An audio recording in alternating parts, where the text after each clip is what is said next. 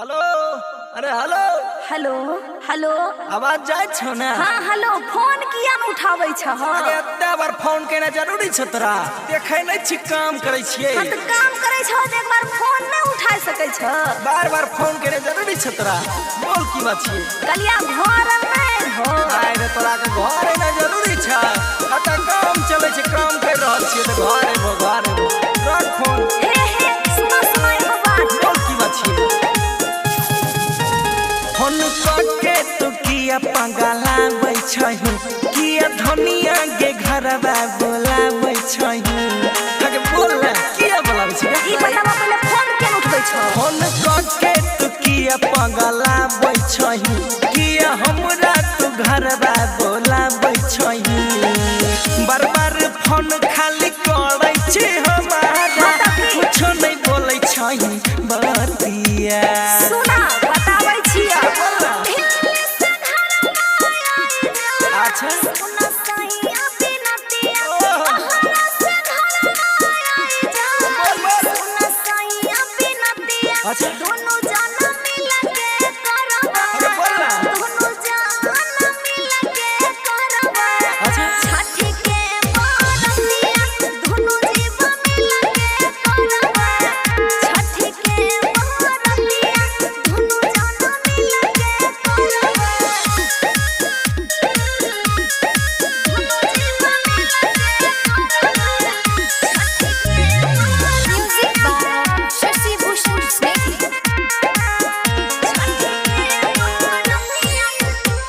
पैसा के छै दिक्कत केना कटै टिकट पड़ल छै मुसीबत सुना के धनिया। हाँ त हमरा की बताबै छ हो किया बात नै तू सैया हमर बुझै छो कुछो बोलला पतवा जना लूझै छो हो। अरे तोरा केना बोलबी तो त कुछो समझै तैयार नै छो सुने के धनी हमर माजा बोली बनल छ तोहर सबतिया। त हम की करिए सुनै छी ना हां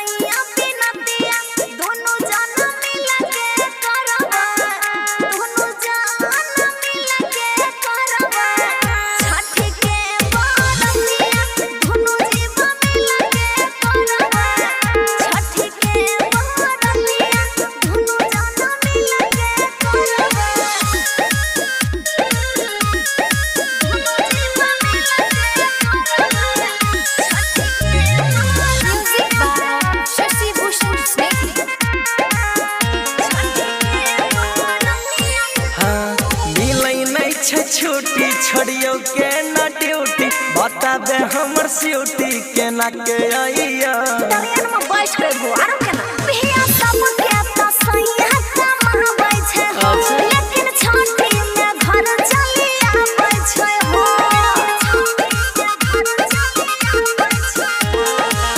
देहबारा मन संग जई हो हे उषा गंगा जी के घाटिया। हमरा नहीं जइबो चलिए नहीं जइबो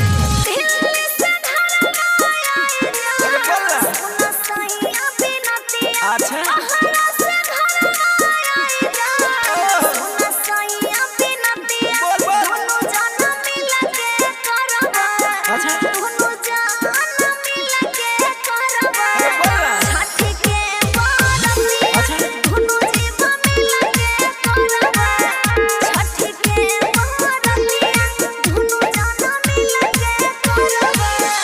डिजिटल रिकॉर्डिंग स्टूडियो समस्तीपुर।